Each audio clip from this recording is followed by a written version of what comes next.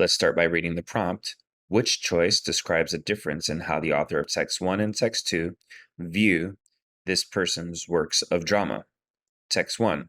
Scholars have struggled with the vastness of this writer's collection of collective works of drama.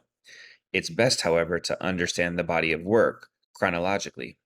Her progression as a playwright can be considered to fall into 3 periods, with each one representing a particular thematic and stylistic cohesion. The 1960s, this other period, and then this third period. So there's a chronological way to understand her works, and they divide into 3 periods. Now let's go to the next text. It's tempting to impose a linear sense of order on the expanse of her body of work.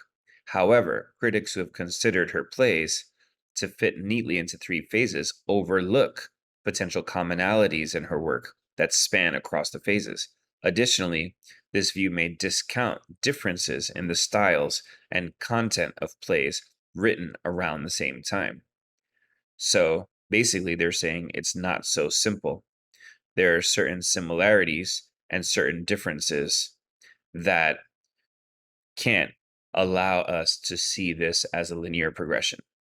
So they both have different views about how the work should be interpreted. And the answer that matches all of that is A. While the author of text 1 believes that thinking about her works in phases is useful, the author of text 2 views that approach as limiting because it misses the similarities and differences.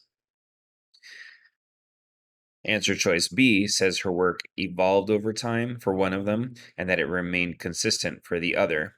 And it wasn't so simple. It wasn't an evolution versus a consistency. The second one talked about similarities and differences.